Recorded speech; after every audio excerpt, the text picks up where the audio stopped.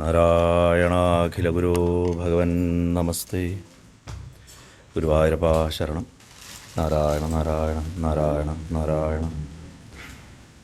സ്വാമിയേ ശരണമയ്യപ്പ. നമ്മൾ കഴിഞ്ഞ പൃഥുവിൻ്റെ ചരിത്രം പറഞ്ഞിട്ടാണ് നിർത്തിയത്.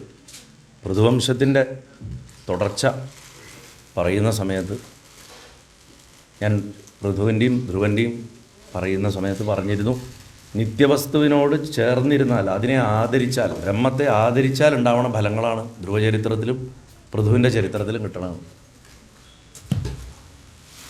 അതിൻ്റെ തുടർച്ചയായിട്ട് ചെറിയൊരു അപ്പൻഡിക്സാണ് ശരിക്കും ഈ പ്രചേതസ്സുകളുടെ കഥ. പ്രചേതസ്സുകളുടെ കഥയുടെ പ്രത്യേകത എന്താണെന്ന് വെച്ചാൽ, സത്സംഗം ഉണ്ടായാൽ എന്ത് ഗുണമുണ്ടാവും എന്നുള്ളതാണ്. കാരണം നിത്യവസ്തുവിനെ തിരിച്ചറിയാൻ ഉള്ള ശ്രമം നമ്മൾ തുടങ്ങുന്നത് എപ്പോഴും യുക്തനായിട്ടുള്ള ഒരു ഗുരുനാഥനെ നമുക്ക് വഴിയിൽ നിന്ന് കിട്ടുമ്പോഴാണ്. അത് അങ്ങോട്ട് സംഭവിക്കുന്നതാണ്. പ്രചേതസ്സുകളുടെ കഥയിലെ ഏറ്റവും രസം എന്താണെന്ന് വെച്ചാൽ, അവർക്ക് വഴിയിൽ നിന്ന് കിട്ടുന്ന സജ്ജന സംസർഗം എന്ന് പറയുന്നത് മഹാദേവനാണ്. സാധാരണ മഹാദേവനെ നമുക്ക് കിട്ടുക തപസ് ചെയ്തിട്ടാണ്. ഇതിവർ കണ്ടുമുട്ടുകയാണ്. ഇങ്ങനെ ഒരു സന്ദർഭം പുരാണത്തിൽ എനിക്ക് തോന്നുന്നത് വളരെ റെയറായിരിക്കും, വളരെ അപൂർവമായിട്ടാണ്. അപ്പോൾ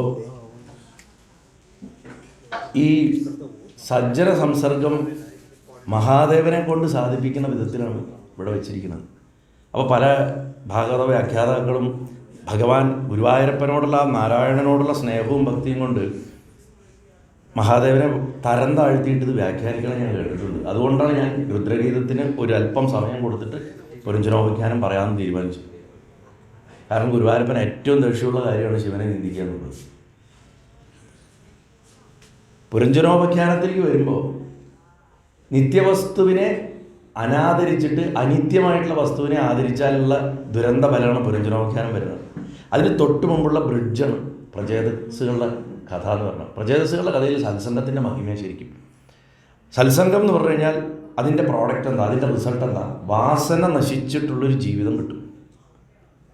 എത്രത്തോളം നമ്മൾ സത്തുക്കളുമായിട്ട് ചേർന്ന് നിൽക്കണോ, സത്യത്തിനെ ധ്യാനിക്കണോ, അത്രയും നമ്മൾക്ക് നമ്മുടെ വാസനകൾ വറുത്ത വിത്തായിട്ട് മാറും. ഈ വറുത്ത വിത്ത് എന്നുള്ള പ്രയോഗം ഞാൻ 2 ദിവസമായിട്ട് ഇവിടെ പറയുന്നതുകൊണ്ട് എക്സ്പ്ലെയിൻ ചെയ്യുന്നില്ല. ഭഗവാന്റെ ഭജനത്തിന് നമ്മൾക്കുണ്ടാകുന്ന സകല വിഘ്നങ്ങളും അതിന് കാരണവും നമ്മുടെ വാസനയാണ്. ഉറക്കം വരുന്നതും തടസ്സം വരുന്നതും മനസ്സ് തന്നെ അറിയാതെ തടസ്സത്തിനെ ആകർഷിച്ച് വരുത്തും. എന്നിട്ട് പറയും, അയ്യോ എനിക്ക് എൻ്റെ സാഹചര്യം ഇങ്ങനെയാണ് അങ്ങനെയാണ് എന്ന് പറഞ്ഞിട്ട് അത് തള്ളിക്കളയാനുള്ള എല്ലാവിധ മാർഗങ്ങളും നമ്മളുണ്ടാക്കും. അതിനാണ് നമ്മുടെ ഗാർഹസ്ഥ്യ ജീവിതത്തിൻ്റെ നിത്യമായിട്ടുള്ള ആക്ടിവിറ്റീസിലേക്ക് ഈശ്വരനാമത്തിനെയും സമർപ്പണത്തിനെയും കൊണ്ടുവരാനുള്ള സരളമായിട്ടുള്ള വിദ്യ പറഞ്ഞു തന്നിട്ടുള്ളത്. അപ്പോൾ ഭഗവാന്റെ ഭജനത്തിനുണ്ടാവുന്ന വിഘ്നവും അതിനുശേഷമുള്ള ഈ അനന്തരഗതികളും ഒക്കെ കുറച്ച് നേരം കഴിഞ്ഞിട്ട് ഭരതൻ്റെ കഥയിൽ വരും. അത് നാളെയാണ് വരിക. ആ വാസനയുടെ പ്രശ്നമാണ്. ഒരു മാനിനെ കണ്ടതുകൊണ്ടാണ് വഴി തെറ്റിപ്പോയത്. അപ്പോൾ ആ വാസന എങ്ങനെ ഉന്മൂലനം ചെയ്യും? അതാണ് പ്രചേതസ്സുകളുടെ കഥ പഠിപ്പിക്കുന്നത്. വാസനയെ ഉന്മൂലനം ചെയ്യണമെങ്കിൽ അതിനൊരാളുടെ കൃപ വേണം. അഹം, ഞാൻ എന്ന് പറഞ്ഞാൽ ശിവോഹം. നാരായണോഹം എന്ന് പറയില്ല, ശിവോഹം എന്നേ പറയുള്ളൂ. അപ്പോൾ അഹങ്കാരത്തിൻ്റെ ദേവതയായിട്ടുള്ള രുദ്രൻ്റെ കൃപ ആവശ്യമാണ് വാസന ഉന്മൂലനം ചെയ്യാൻ. അഹങ്കാരം കൊണ്ട് വാസന വർദ്ധിക്കും, ഒരു ദുർഗുണം കൊണ്ട് വാസന വർദ്ധിക്കും. ഇപ്പം നമ്മൾ ശാക്തേയത്തിലൊക്കെ ദേവിയുടെ ആരാധനകളിലൊക്കെ പ്രപഞ്ചത്തിലെ നെഗറ്റീവ് ഫോഴ്സസ് ഉണ്ട്. അതായത് ഒരു സാധാരണ മനുഷ്യന് ഒരു നിത്യജീവിതത്തിൽ ഇങ്ങനെ പോകുന്ന ആ ഒരു സമയത്ത് പലവിധ തടസ്സങ്ങൾ വരും. ആ തടസ്സങ്ങൾക്കുള്ള അധിഷ്ഠാന ദേവതകളുണ്ട്. ആ ദേവതയെ തന്നെ പ്രീതിപ്പെടുത്തിയിട്ടാണ് ആ തടസ്സം മറികടക്കുക.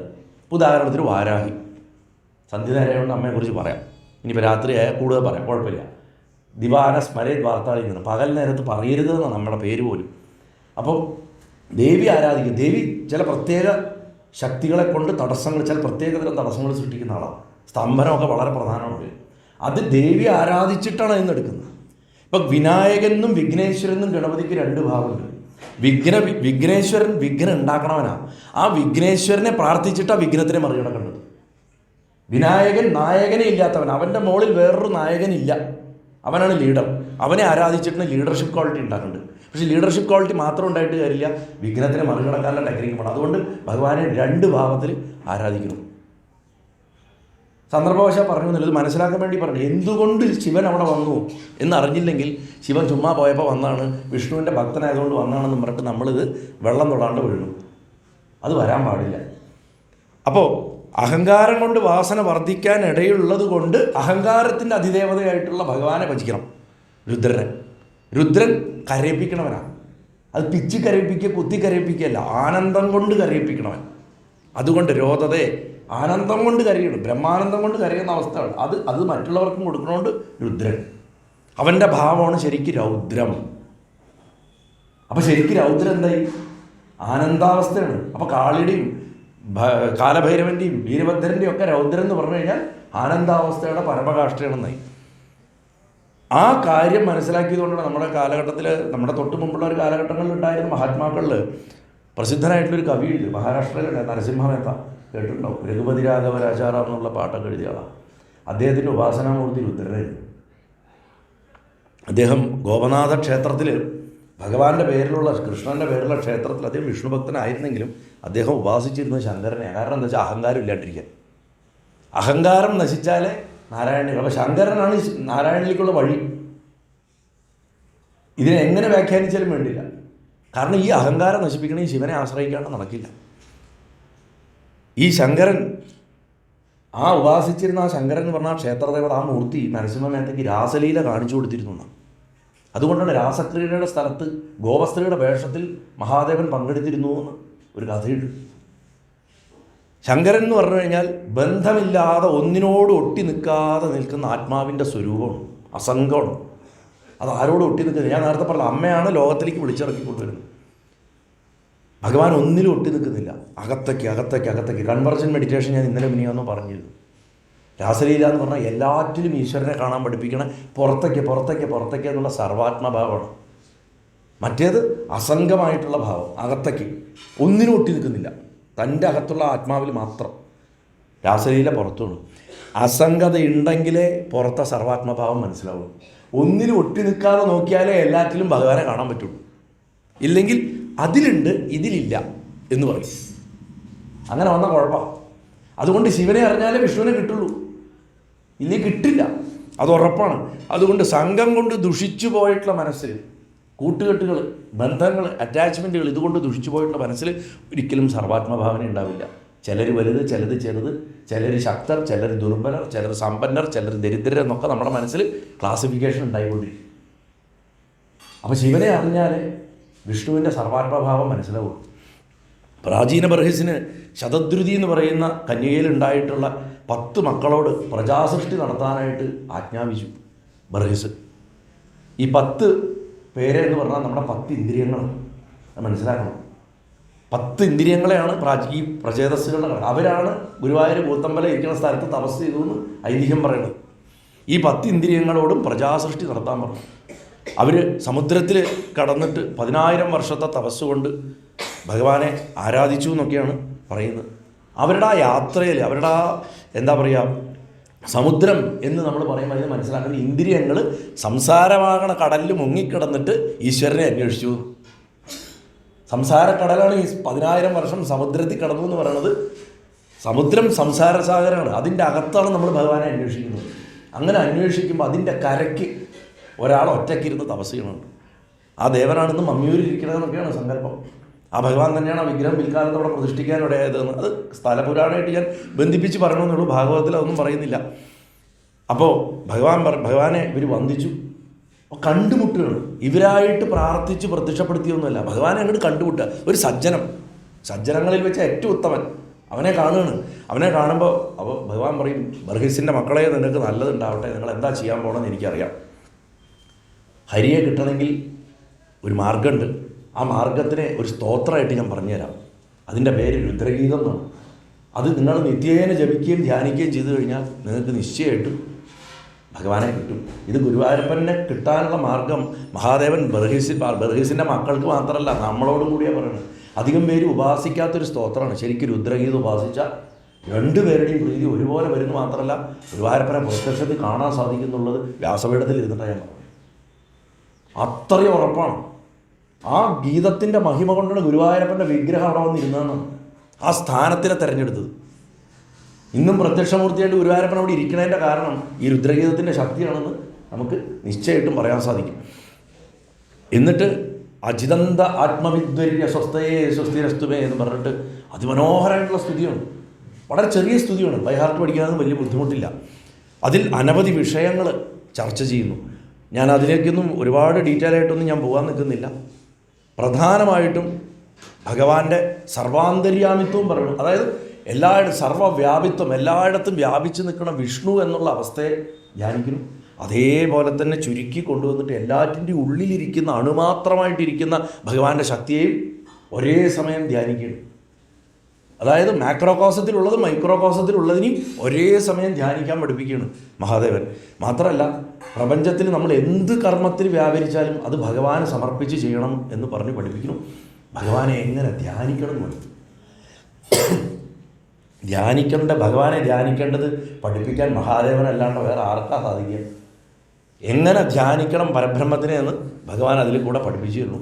മാത്രമല്ല എങ്ങനെ വിനയം കൊണ്ടും ദയ കൊണ്ടും ഭക്തി കൊണ്ടും ആധ്യാത്മികമായിട്ട് വളരാം എന്ന് വ്യക്തമായിട്ട് പറഞ്ഞു തരുന്നു. സാധാരണ ഭക്തർക്കും രുദ്രഗീതം ഉപകാരപ്രദമാണ്, ആത്മാന്വേഷികൾക്ക് ഉപകാരപ്രദമാണ്, യോഗികൾക്കും ഉപകാരപ്രദമാണ്, ഗൃഹസ്ഥർക്ക് പ്രത്യേകിച്ച് ഉപകാരപ്രദമാണ്. രുദ്രഗീതത്തിന് വേറൊരു പേരുണ്ട്, ഭാഗവതത്തിൽ പറയുന്നെങ്കിലും യോഗാദേശം, അതിൻ്റെ പേരെന്നാണ് ആ സ്തോത്രത്തിന് യോഗാദേശം, അതായത് യോഗവിദ്യ ഉപദേശിച്ചാണെന്നാണ്. അതുകൊണ്ടാണ് അതിന് യോഗാദേശം എന്ന പേരുള്ളത്. അപ്പം ഈ സ്തോത്രത്തിൻ്റെ തുടക്കത്തിൽ ഭഗവാന്റെ ചതുർവ്യൂഹങ്ങളെക്കുറിച്ച് ചുരുക്കി ഒന്ന് പറയുന്നുണ്ട്. വാസുദേവൻ, സംഘർഷണൻ, പ്രദ്യുമ്നൻ, അനിരുദ്ധൻ, ഈ 4 വ്യൂഹങ്ങളായിട്ടാണ് നാരായണൻ പ്രപഞ്ചത്തിൽ പ്രവർത്തിക്കുന്നത്. നാരായണനെ ആർക്കും കാണാൻ പറ്റില്ല. പക്ഷേ വാസുദേവൻ എന്ന് പറയുമ്പോഴാണ് നമ്മൾ ആദ്യമായിട്ട് കാണും. നമ്മുടെ ചിത്തത്തിൻ്റെ അധിഷ്ഠാനമായിരിക്കുന്ന ഏതൊരു പ്രകാശം, കൂടസ്ഥ പ്രകാശം എന്ന് പറയും, ആത്മാവ് പ്രകാശിച്ച് നിൽക്കുന്ന അവസ്ഥയാണ് വാസുദേവൻ എന്ന് പറയുന്നത്. സംഘർഷണൻ എന്ന് പറഞ്ഞാൽ ഞാൻ എന്ന ബോധം, അഹങ്കാരത്തിൻ്റെ ദേവതയാണ്. അദ്ദേഹം സർവ്വലോകങ്ങളുടെയും സംഹാരകനായിട്ടുള്ള നാഥനാണ്.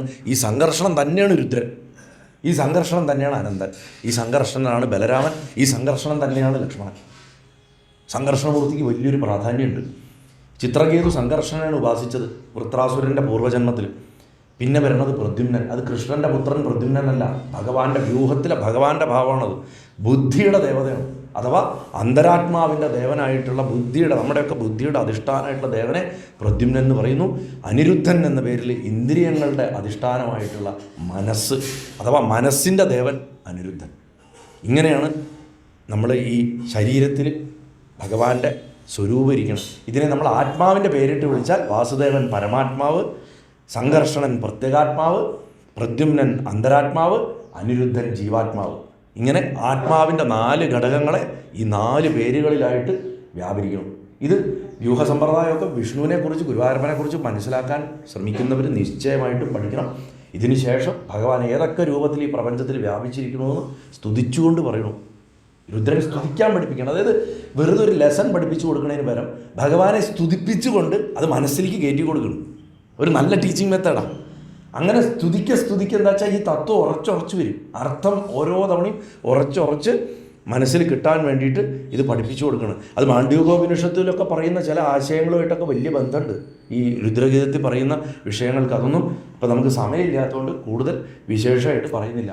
എന്താണെങ്കിലും അവർ ഭഗവാനെ തപസ് ചെയ്തു, ഈ സ്തുതി കൊണ്ട് പ്രീതിപ്പെടുത്തി. നാരായണൻ പ്രത്യക്ഷപ്പെട്ട് അനുഗ്രഹിച്ചതിന് ശേഷം പറഞ്ഞു, നിങ്ങളെ ഈ രുദ്രഗീതം നിയമേന ജപിക്കുന്നവർക്ക് എന്നെ തീർച്ചയായിട്ടും കാണാൻ സാധിക്കും. ഞാൻ അവർക്ക് സകല അഭീഷ്ടങ്ങളും കൊടുക്കും, ആഗ്രഹിക്കുന്നതൊക്കെ കൊടുക്കും. മാത്രമല്ല ബുദ്ധിക്ക് പരിശുദ്ധി കൊടുക്കും. അവരുടെ സകല ഇന്ദ്രിയങ്ങൾക്കും ഞാൻ പരിശുദ്ധി കൊടുക്കുന്നു. 10 ഇന്ദ്രിയങ്ങളാണ് പ്രചേതസ്സുകൾ. നമ്മുടെ 5 കർമ്മേന്ദ്രിയങ്ങളും 5 ജ്ഞാനേന്ദ്രിയങ്ങളുമാണ്. അത് ശുദ്ധവും. അപ്പോൾ എന്നിട്ട് പറയുകയാണ്, നിങ്ങൾക്ക് കീർത്തിമാനായിട്ടൊരു മകനുണ്ടാവും, അനവധി പ്രജകളും ഉണ്ടാവും. അങ്ങനെയാണ് ദക്ഷൻ വീണ്ടും ജനിക്കുന്നത് ഇവരുടെ മകനായിട്ട്. പണ്ട് അഹങ്കാരം പിടിച്ച തലേ ബുദ്ധിയായിരുന്നു കഴിഞ്ഞ ജന്മത്തിലെ ദക്ഷൻ. ഈ ജന്മത്തിൽ ശുദ്ധബുദ്ധിയായിട്ടുള്ള, ശുദ്ധാത്മാവായിട്ടുള്ള ഒരു ബുദ്ധിയുടെ ശുദ്ധി വന്ന രൂപത്തിലാണ് ദക്ഷൻ ജനിക്കുന്നത്. മാത്രമല്ല പ്രജ എന്ന് പറയുകയാണ്. ഈ പ്രജകൾ ഉണ്ടാവും എന്ന് പറയുന്നതിൻ്റെ അർത്ഥം നല്ല ബുദ്ധിയോടൊപ്പം നല്ല ആക്ടിവിറ്റികളും വരണം, മനസ്സിന് നല്ല വൃത്തികൾ ഉണ്ടാവണം. അതുതന്നെയാണ് പ്രജ എന്ന് പറഞ്ഞാൽ നല്ല വൃത്തികളെന്ന് അർത്ഥം. അപ്പോൾ പറയാണ്, നിങ്ങൾക്ക് ഇന്ദ്രിയങ്ങളോട് പറയാണ്, കർമ്മേന്ദ്രിയങ്ങളോട് ജ്ഞാനേന്ദ്രിയങ്ങളോട് ഭഗവാൻ പറയാണ്, നിങ്ങൾ എന്നിലേക്ക് അർപ്പിച്ച് കർമ്മം ചെയ്യാൻ തുടങ്ങിയതുകൊണ്ട് നിങ്ങൾക്കിനി ഉണ്ടാവുന്നത് ശുദ്ധബുദ്ധിയായിരിക്കും. അതിൻ്റെ ഒപ്പം നല്ല ആക്ടിവിറ്റികളും ഉണ്ടാവും. എത്ര വലിയൊരു ലെസണല്ലേ അതിനുള്ളിൽ വെച്ചിരിക്കുന്നത്. അങ്ങനെ ഭഗവാൻ പറഞ്ഞു, നിങ്ങൾ പ്രംലോജ എന്ന് പറയുന്ന അപ്സരസിൻ്റെ മകളായിട്ടുള്ള മാരിഷെ, അവളെ വൃക്ഷങ്ങളാണ് വളർത്തിയത്, അവളെ കല്യാണം കഴിക്കണം, അവൾ നിങ്ങളുടെ ഒക്കെ ഭാര്യയായിരിക്കും. നിങ്ങൾ ഈ 10 പേർക്കും ഒറ്റ ഭാര്യ, ദ്രൗപദിയെ പോലെ 1000 ദിവ്യവർഷം ഭൂമിയിൽ വസിച്ചതിന് ശേഷം നിങ്ങൾ എന്നെ പ്രാപിക്കുക എന്ന് പറഞ്ഞിട്ട് അനുഗ്രഹിക്കും. ഈ 10 പ്രചേതാക്കളുടെ അടുത്ത് ഒരു കന്യകയെ കല്യാണം കഴിക്കാൻ പറയുമ്പോൾ അവളെ സാധാരണ കന്യകയായിട്ട് കാണാൻ പാടില്ല. പ്രംലോജ എന്ന് പറഞ്ഞു കഴിഞ്ഞാൽ ധാർമ്മിക ദൃഷ്ടിയോടുകൂടിയുള്ള വൃത്തി, ധാർമ്മിക ദൃഷ്ടിയോടുകൂടിയുള്ള കാര്യങ്ങൾ, നമ്മൾ എന്തും ധർമ്മത്തിനനുസരിച്ച് ചെയ്യണ കാര്യങ്ങൾ. അവളുടെ മകളാണ് മാരിഷ, അവളുടെ പുത്രിയാണ്. അപ്പോൾ ധാർമ്മിക വൃത്തിയോട് കൂടിയിട്ട് ഇന്ദ്രിയങ്ങൾ ചേർന്ന് നിന്ന് കഴിഞ്ഞാൽ അവർക്ക് ദക്ഷൻ എന്ന് പറഞ്ഞ മകനുണ്ടാവും. ഇല്ലെങ്കിൽ വേറെ വല്ലതായിരിക്കും സംഭവിക്കുക. ധാർമ്മിക വൃത്തിയിലേക്ക് വ്യാപരിക്കണം നമ്മുടെ ഇന്ദ്രിയങ്ങളെന്ന് വ്യക്തമായിട്ട് പറഞ്ഞു വയ്ക്കണം. 5 ഭർത്താക്കന്മാരാണ് ദ്രൗപദിക്ക്, പഞ്ചേന്ദ്രിയങ്ങളാണ്. ദ്രൗപദി ബുദ്ധിയാണ്. അവൾ ജനിക്കുന്നത് സ്ത്രീയുടെ ഗർഭത്തിൽ നിന്നല്ല, യജ്ഞത്തിൻ്റെ അഗ്നിയിൽ നിന്നാണ്. അപ്പോൾ ദ്രൗപദി ആരാ? ബുദ്ധിയാണ്. ബുദ്ധി പരമാത്മാവിനോട് സദാ ചേർന്ന് നിൽക്കുന്നതുകൊണ്ടാണ് കൃഷ്ണനും എപ്പോഴും ഒട്ടിയിരിക്കുന്നത്. അവർ സഖാ സഖി എന്നാണ് അങ്ങോട്ടും ഇങ്ങോട്ടും വിളിക്കുക. ഇതൊക്കെ അതിൻ്റെ കേവലാർത്ഥത്തിൽ, അതിൻ്റെ സിംബോളിക്കായിട്ടുള്ള അർത്ഥത്തിൽ മനസ്സിലാക്കിയ വലിയ അർത്ഥങ്ങൾ. അപ്പോൾ 5 ഇന്ദ്രിയങ്ങൾക്ക് ഒരുപോലെ വേണ്ട കാര്യമാണ് ബുദ്ധി, അല്ലേ? അതുകൊണ്ടാണ് അവൾ 5 പേർക്കും ഭാര്യയായിട്ടിരുന്നത്. ഈ അർത്ഥത്തിൽ വേണം ദ്രൗപദിയുടെ തത്വം നമ്മൾ മനസ്സിലാക്കാൻ. സന്ദർഭവശാൽ പറഞ്ഞു എന്ന് മാത്രം. എങ്ങനെയാണെങ്കിലും ഭഗവാനെ സ്തുതിച്ച് അവർ നമസ്കരിക്കും. അവർക്ക് ജനിച്ച പുത്രനായിരുന്നു ദക്ഷൻ.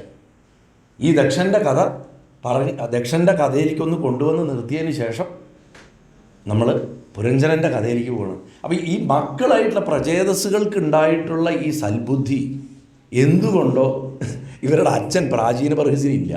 പ്രാചീന ബർഹിസിൻ്റെ പ്രശ്നം എന്താണെന്ന് വെച്ച് കഴിഞ്ഞാൽ, ഇദ്ദേഹം അനവധി കാലമായിട്ട് ധാരാളം യജ്ഞങ്ങളൊക്കെ ചെയ്തുകൊണ്ടിരിക്കുന്നുണ്ട്. നല്ല മനുഷ്യനാണ്. പക്ഷെ പശുക്കളെ ബലി കൊടുക്കുന്ന യജ്ഞങ്ങളാണ് പുള്ളി കൂടുതലും ചെയ്തിരുന്നത്. ഗോമേധം, അശ്വമേധം പോലെ തന്നെ ഗോമേധം ഉണ്ടായിരുന്നു പഴയ കാലത്ത്. ഇന്നിപ്പോൾ പറയുന്ന പൊളിറ്റിക്കൽ ഹിന്ദുയിസത്തിൽ പറഞ്ഞ മാതിരി പശുവിനെ ഇവിടെ കൊന്നിട്ടേ ഇല്ല എന്നൊന്നും പറയാൻ പറ്റില്ല. പശുവിൻ്റെ വവ എടുത്തിട്ട് അതിരാത്രത്തിൽ ഹോമിച്ചിരുന്നത് സോമയാഗത്തിൽ 1975 വരെ അങ്ങനെയായിരുന്നു, കേരളത്തിൽ പോലും. മനസ്സിലായില്ലേ? അപ്പോൾ പശുവിനെ കൊന്നിട്ടില്ല എന്നൊന്നും പറയാൻ പറ്റില്ല. ഇതിനൊക്കെ എനിക്കിതൊന്നും പറയാൻ യാതൊരു മടിയും പേടിയൊന്നുമില്ല. ഇതൊക്കെ സത്യമായിട്ടുള്ള കാര്യങ്ങളാണ്. ഈ നാട്ടിലുണ്ടായിരുന്ന പശുവിനെ വധിച്ചിട്ട് തന്നെയുണ്ട്, ഒരു സംശയമില്ലേ. ഗോമേധം ചെയ്തിരുന്ന ആളാണ് പ്രാചീന ബർഹിസ്. പക്ഷേ അത് തെറ്റാണ്. അതുകൊണ്ട് നാരദ മഹർഷി അവിടെ ചെന്നിട്ട് ബർഹിസിനോട് പറയാണ്, അങ്ങ് ഇത്രയും മഹാത്മാവായിട്ടുള്ള രാജാവ്, അങ്ങ് ഇത് ചെയ്യണം തെറ്റാണ്, ഇങ്ങനെ പശുക്കളെ വധിച്ചിട്ട് യജ്ഞം ചെയ്യരുത് എന്ന് പറഞ്ഞിട്ട് ബ്രഹ്മവിദ്യ ഉപദേശിച്ചു കൊടുക്കാൻ പറയും. എൻ്റെ തല മുഴുവൻ കർമ്മകാണ്ഡത്തിൽപ്പെട്ട് ദുഷിച്ചുപോയി. അതായത് ഫലം കിട്ടാൻ വേണ്ടി വഴിപാടും പൂജയും നടത്തുന്ന ആൾക്കാരുടെ അവസ്ഥ. തല വെടിച്ചുപോയി. അവർക്ക് അതുവഴി മാത്രമേ ഭഗവാനെ സാക്ഷാത്കരിക്കാൻ പറ്റുള്ളൂ എന്നുള്ള ചിന്തയാണ്. അതുകൊണ്ട് എനിക്ക് നിർമ്മലമായിട്ടുള്ള ജ്ഞാനം പറഞ്ഞു തരണം എന്ന് പറഞ്ഞ് ഒരു എന്താ പറയുക കഥ ചോദിക്കുകയാണ്. ആ കഥ ചോദിക്കുന്ന സമയത്താണ് ഈ നമ്മൾ ഈ പുരഞ്ജനൻ്റെ ഉപഖ്യാന കഥ ഇവിടെ പറഞ്ഞു കൊടുക്കുന്നത്. ഈ പുരഞ്ജനോപഖ്യാനത്തിൻ്റെ പ്രത്യേകത എന്താണെന്ന് വെച്ച് കഴിഞ്ഞാൽ, ഒരുപക്ഷെ ഭാഗവതത്തിൽ ഞാനിപ്പോൾ ഇത്രയും നേരം നിങ്ങളുടെ അടുത്ത് കഴിഞ്ഞ കുറച്ച് നേരമായിട്ട് പറഞ്ഞുകൊണ്ടിരിക്കുന്ന ഒരു 2 ദിവസമായിട്ട് പറയുന്നത് ഇതിനൊക്കെ സിംബോളിക് അർത്ഥമുണ്ട്. അത് പക്ഷെ നമ്മൾ വ്യാഖ്യാനിച്ച് പറയണം. അതിൻ്റെ ആവശ്യമേ ഇല്ലാണ്ട് കഥ പറഞ്ഞിട്ട് ഇതാണ് അതിൻ്റെ സിമ്പിളെന്ന് നേരിട്ട് പറയുന്ന ഏക കഥ പുരഞ്ജനോപഖ്യാനമാണ്. അതുകൊണ്ട് പുരഞ്ജനോപഖ്യാനത്തിന് ഭാഗവതത്തിൻ്റെ ആ ഭൂമികയിൽ, അതിൻ്റെ ടോട്ടൽ ടെക്സ്റ്റിൽ ഏറ്റവും പ്രാധാന്യമുള്ള കഥകളിലൊന്നാണ്. ആദ്യം കഥ പറയും, എന്നിട്ട് അതിൻ്റെ സിമ്പിൾ എന്താണെന്ന് പറയും. ആ കഥയാണ്. അതൊന്ന് ചുരുക്കി പറയാം. അതിൻ്റെ കാരണം എന്താ വെച്ചാൽ, ബർഹിസ് എന്ത് ചെയ്തിട്ടും മനസ്സിലാക്കണില്ല എന്ന് കണ്ടപ്പോൾ നാരദൻ തൻ്റെ ദിവ്യശക്തി കൊണ്ട് രാജാവ് ഇത്രയും വർഷം വധിച്ചിട്ടുള്ള പശുക്കളെയൊക്കെ കാണിച്ചു കൊടുത്തു. ആ പശുക്കളൊക്കെ തൻ്റെ കൊമ്പുകൾ കുലുക്കിക്കൊണ്ട് മരണശേഷം രാജാവിൻ്റെ സൂക്ഷ്മ ശരീരത്തിനെ വന്ന് കുത്തുന്നത് കാണിച്ചു കൊടുത്തു. അപ്പോൾ ബർഹിസ് പേടിച്ചു. അയ്യോ, എനിക്ക് ഇത്രയ്ക്ക് നരകം അനുഭവിക്കേണ്ടി വരുമോ, ഞാൻ ഇതൊക്കെ ദേവപ്രീതിക്കല്ലേ ചെയ്തത്, അതുകൊണ്ട് കാര്യമില്ല, അങ്ങനെ സ്വാർത്ഥലാഭത്തിന് വേണ്ടി ചെയ്തു, ജീവനെടുത്തു. അതുകൊണ്ട് കർമ്മഫലങ്ങൾ ഈ ജന്മത്തിലേക്ക് അല്ലെങ്കിൽ അടുത്ത ജന്മത്തിൽ അനുഭവിക്കേണ്ടി വരും എന്ന് പറയുമ്പോഴാണ് രാജാവ് പറയുന്നത്, എൻ്റെ ബുദ്ധി ദുഷിച്ചു പോയി, എനിക്കിതൊന്ന് പറഞ്ഞു തരണം പറയുമ്പോൾ ഒരു കഥ പറഞ്ഞു കൊടുക്കണം. ഈ കഥയുടെ എന്തിനാ ഈ കഥ ഇവിടെ പറഞ്ഞിട്ട് നാരദൻ അതിൻ്റെ സിമ്പിൾസ് പറഞ്ഞു കൊടുക്കണമെന്ന് വെച്ചാൽ, ബുദ്ധിമാന്മാരെ ഭാഗവതം 1-ാമത്തെ സ്കന്ധം തൊട്ട് 12-ാമത്തെ സ്കന്ധം വരെ ഇങ്ങനെ വായിക്കേ എന്ന് പറഞ്ഞിട്ടൊരു താക്കോൽ അവിടെ വെച്ചിരിക്കുന്നു ഈ പോർഷനിൽ. ഇതാരും പറയാറില്ല. ഇത് പറയണം, ഇത് പറഞ്ഞ് ഇതിൻ്റെ രീതിയിൽ കാണണം. അപ്പോൾ ബർഹിസിൻ്റെ അടുത്ത് ഈ കഥ പറഞ്ഞു കൊടുക്കുന്നത് എങ്ങനെയാണെന്ന് വെച്ചാൽ, ആദ്യം ഞാൻ കഥയൊന്ന് പറയാം. പണ്ട് പുരഞ്ജനൻ എന്നു പേരുള്ള രാജാവുണ്ടായിരുന്നു. അവന് ജനിച്ച കാലം മുതൽക്ക് അവിജ്ഞാത എന്ന് പേരറിയാത്ത തിരിച്ചറിയാത്ത ഒരു കൂട്ടുകാരനുണ്ടായിരുന്നു. പക്ഷെ ആ കൂട്ടുകാരനുണ്ടെന്ന് രാജാവ് പോലും അംഗീകരിക്കുന്നില്ല, അല്ലെങ്കിൽ രാജാവ് ശ്രദ്ധ കൊടുക്കുന്നില്ല. പേര് ശ്രദ്ധിച്ചോളൂ, അവിജ്ഞാത സഹസ്രാംശുർ വിധാത കൃതലക്ഷണ. ആ ആൾ തന്നെയാണ്, അതിനാണ് അവിജ്ഞാത എന്നുള്ള വാക്ക് വെച്ചിരിക്കുന്നത്. സഹസ്രനാമത്തിൽ വരുന്ന വാക്കാണ്, ശ്രദ്ധിച്ചോളൂ. അതവിടെ നിൽക്കട്ടെ. ആ അജ്ഞാതനായ കൂട്ടുകാരൻ ഇനി വരില്ല കഥയിൽ, കുറേ നേരം കഴിയണവരെ. ഇപ്പോൾ ഇവിടെ നിൽക്കുക. അപ്പം പുരഞ്ജൻ ഒരു രാജാവായിരുന്നു, ആ രാജാവിനൊരു കൂട്ടുകാരനുണ്ടായിരുന്നു. അവൻ്റെ ഊരേതാ, പേരേതാ, രൂപം എന്താ, അതൊന്നും ആർക്കും അറിയില്ല. രാജാവിന് ഇങ്ങനൊരു ഫ്രണ്ട് ഉണ്ടെന്ന് മാത്രം കേട്ടിട്ടുണ്ട്. ഈ കൂട്ടുകാരൻ്റെ പ്രവർത്തനങ്ങളും ആരും മനസ്സിലാക്കിയിട്ടുണ്ടായിരുന്നില്ല. പുരഞ്ജനാകട്ടെ തനിക്ക് താമസിക്കാൻ പറ്റിയിട്ടുള്ളൊരു കൊട്ടാരം അന്വേഷിച്ചിട്ട്, ആ ഒരു സ്ഥലം അന്വേഷിച്ചിട്ട് ഭൂമിയിൽ മുഴുവൻ കിടന്ന് ഇങ്ങനെ അലഞ്ഞു തിരിഞ്ഞു. അങ്ങനെ അലഞ്ഞു തിരിയുമ്പോൾ ഒരു ദിവസം അദ്ദേഹം ഹിമാലയത്തിൻ്റെ തെക്ക് വശത്ത് 9 കോട്ടവാതിലുള്ളൊരു നഗരം കണ്ടു. ശ്രദ്ധിക്കണം, 9 കോട്ടവാതിലുള്ള ഒരു നഗരം കണ്ടു. ആ ആകർഷകമായിട്ടുള്ള നഗരം കണ്ടപ്പോൾ തന്നെ എന്ത് ഗംഭീരം എന്ന് പറഞ്ഞ് നോക്കുമ്പോൾ അവിടെ 10 സെർവൻസിൻ്റെ നടുക്ക് അതിസുന്ദരിയായിട്ടുള്ളൊരു പെൺകുട്ടി ഇരിക്കുന്നു. അവളാണ് വന്ന് വാതിൽ തുറന്നത്. വാതിലിൽ പോയിട്ട് തട്ടിയപ്പോൾ ഈ കൂട്ടുകാരൻ കൂടിയുണ്ട്. കൂട്ടുകാരൻ പക്ഷേ ഇയാളുടെ പരിപാടികളിലൊന്നും ഇടപെടില്ല. എവിടെ പോകുമ്പോഴും കൂടെ പോകും. എന്നാൽ ഈ കൂട്ടുകാരൻ പറയണതും ശ്രദ്ധിക്കില്ല, ഈ കൂട്ടുകാരനെ തിരിഞ്ഞു നോക്കില്ല. കൂട്ടുകാരനാണ് ഇയാളോട് ഭയങ്കര സ്നേഹം, എപ്പോഴും ഒട്ടി കൂടെ ഉണ്ടാവും. അപ്പോൾ വാതിൽ ചെന്ന് കൊട്ടിയപ്പോൾ തുറന്നത് 10 പരിചാരകന്മാരോട് കൂടിയിട്ടുള്ള ഒരു അതിസുന്ദരിയായിട്ടുള്ളൊരു പെൺകുട്ടിയാണ്. അവിടെ നോക്കുമ്പോഴാണ് കണ്ട് അവിടെ 5 തലയുള്ളൊരു സർപ്പം അവളെയും ആ കോട്ടയെയും ആ ഗൃഹത്തിനെയും സംരക്ഷിച്ച് നിൽക്കണമായിട്ട് കണ്ടു. അവളാണെങ്കിൽ നല്ല പറ്റിയൊരു വരനെ കാത്തിട്ടിരിക്കുകയായിരുന്നു, ഒരു ഭർത്താവിനെ. ഇവൻ കിട്ടിയ പാടെ അവിടെ കയറിയിട്ട് ചോദിച്ചു, നീ ആരാ, ഈ സമയത്ത് എവിടുന്നാ വന്നതെന്നൊക്കെ ഇവളെ കണ്ട് മോഹിച്ചിട്ട് ചോദിച്ചു. ഈ കാണുന്ന സേവകന്മാരാരാന്നൊക്കെ ചോദിക്കുമ്പോൾ ഇവള് പറയും, എനിക്ക് ഞാൻ എവിടെ ജനിച്ചതെന്ന് പോലും അറിയില്ല എന്ന് പറയും. അതിനൊരു കാരണമുണ്ട്. ഇത്രയും പറഞ്ഞു നിർത്തിയിട്ട് ഞാൻ ഇനി സിമ്പിളൊന്ന് പറഞ്ഞിട്ട് ബാക്കി കഥ പറയാം. അപ്പോൾ അതിൻ്റെ ശരിക്കും ഇത് കിട്ടും. പുരഞ്ജനൻ എന്ന് പറഞ്ഞാൽ പുരത്തിൽ ജീവിക്കുന്നവൻ, ജീവൻ. അജ്ഞാതനായിട്ടുള്ള ആ വിജ്ഞാത എന്ന് പറയുന്നത് സാക്ഷാൽ ഭഗവാൻ ഈശ്വരൻ. അജ്ഞാതമിത്രം എന്നാണ് പറയുന്നത്. നവദ്വാരമുള്ള നഗരം നമ്മുടെ ശരീരം. സ്ത്രീ എന്ന് പറയുന്നത് ബുദ്ധി. 10 സേവകന്മാർ, 10 ഇന്ദ്രിയങ്ങൾ, 5 തലയുള്ള നാഗം, പഞ്ചപ്രാണന്മാർ, പ്രാണാപാന വ്യാനോദാന സമാനന്മാർ, ഇത്രയും പേര്. ഇത്രയും വരെ പറഞ്ഞിട്ട് ഇനി ബാക്കി ഞാൻ പറയാം. അപ്പോൾ ജീവൻ ഒരു ശരീരം അന്വേഷിച്ച് നടക്കുകയായിരുന്നു. ആ ശരീരത്തിലെ ബുദ്ധിയാണ് ആകർഷിച്ചത്. അപ്പോൾ അതിൻ്റെ ആ ശരീരത്തിൻ്റെ അകത്ത് കയറിക്കൂടി അവിടെ 10 ഇന്ദ്രിയങ്ങൾ സേവകന്മാരായിട്ടുണ്ടായിരുന്നു. പഞ്ചപ്രാണന്മാരാണ് ആ ശരീരത്തിനെ സംരക്ഷിച്ചുകൊണ്ട് നിൽക്കുന്ന സർപ്പമായിട്ട് അവിടെ പറയുന്നത്. അപ്പോൾ ഇവളുടെ അടുത്ത് ചോദിക്കുകയാണ്, നീ ആരാന്ന് ചോദിക്കുമ്പോൾ ഞാൻ എവിടെ നിന്നുണ്ടായി, എൻ്റെ പേരെനിക്കറിയില്ല. ബുദ്ധിക്ക് തൻ്റെ ഉൽപ്പത്തി എവിടെ നിന്നാണെന്ന് അറിയില്ല ഒരിക്കലും. ഞാൻ എവിടെ നിന്നുണ്ടായി എന്ന് ബുദ്ധിക്ക് പറയാൻ സാധിക്കില്ല.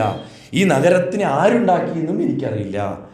ഞാൻ ഉറങ്ങുന്ന സമയത്ത് ഈ സർപ്പമാണ് എന്നെ രക്ഷിക്കണത്. നമ്മൾ ഉറങ്ങുമ്പോൾ നമ്മുടെ 5 പ്രാണങ്ങളാണ് നമ്മളെ രക്ഷിച്ചുകൊണ്ടിരിക്കുന്നത്. അതിൽ പ്രശ്നം വരുമ്പോഴാണ് ബാധയൊക്കെ ഉണ്ടാകുന്നത്, അല്ലെങ്കിൽ ദുസ്വപ്നങ്ങൾ കാണുന്നത്. ഇതൊക്കെ സംഭവിക്കുന്നത് ഈ പ്രാണനിൽ വരുന്ന അബറേഷൻസ് വരുമ്പോഴാണ്. എന്നിട്ട് പറയാം, വിഷയഭോഗങ്ങളിൽ താല്പര്യമുള്ള അങ്ങേ അനുസരിക്കാൻ ഞാൻ തയ്യാറാണ്. ഈ നഗരത്തിൽ അവിടുന്ന് 100 വർഷം താമസിക്കുക. ഇവിടെ ഇരുന്നോളൂ 100 കൊല്ലം. അങ്ങേ അല്ലാണ്ട് എനിക്ക് മറ്റാരെയും ആവശ്യമില്ല. അതായത് ബ്രഹ്മത്തിനെ അന്വേഷിച്ച് നടക്കുന്ന ഒരാളെ, ഒരു ജീവനെ എനിക്ക് ആവശ്യമില്ല. ശരീരഭോഗത്തിൽ താല്പര്യമുള്ള ആളെയാണ് ബുദ്ധിക്ക് ആവശ്യം. ഉത്താനപാദൻ ആരോടാ സ്നേഹം? സുരുചിയോടാണ് സ്നേഹം. പറഞ്ഞിപ്പോൾ കറക്റ്റായി മനസ്സിലായില്ലേ? കറക്റ്റ് ഇവിടെ കൊണ്ടുവന്ന് കറക്റ്റ് ചെയ്തു. ഈ ലോകത്തിൽ ഗൃഹസ്ഥാശ്രമമാണ് എല്ലാറ്റിനേക്കാളും ശ്രേഷ്ഠം എന്നൊക്കെ പറഞ്ഞിട്ട് പിന്നെ ഇവിടുന്ന് അങ്ങോട്ട് പ്രസംഗിക്കുകയാണ്. ഹിരണ്യകശിപു ഇതുപോലെ ബ്രഹ്മജ്ഞാനം പ്രസംഗിക്കും. കുറച്ച് കഴിഞ്ഞിട്ട് നാളെ പ്രസംഗിക്കാനേക്കാം. ആരാ? ഹിരണ്യകശിപു. ഹിരണ്യാക്ഷം മരിച്ചതിൽ സങ്കടപ്പെടേണ്ട, ആത്മാവ് അനശ്വരമാണ് എന്നൊക്കെ പറഞ്ഞിട്ട് ആരാ പ്രസംഗിക്കണം? ഹിരണ്യകശിപു പ്രസംഗിക്കും. അതുകൊണ്ട് ഈ എന്താ പറയുക, കെട്ടുകാഴ്ചക്കാർ, ഹിപ്പോക്രിറ്റുകളെന്ന് പറയുവരെ, അവർ ഇരട്ടത്താപ്പിൻ്റെ ഉസ്താദുകളായിരിക്കും. അവർ പ്രസംഗിക്കും, പക്ഷേ ജീവിതത്തിൽ പകർത്തില്ല. അതേ പ്രസംഗം ഇവിടെ ബുദ്ധി നടത്തുന്നത്. നമ്മുടെ ബുദ്ധി ഇങ്ങനത്തെ ന്യായീകരണങ്ങളൊക്കെ കണ്ടുപിടിക്കും.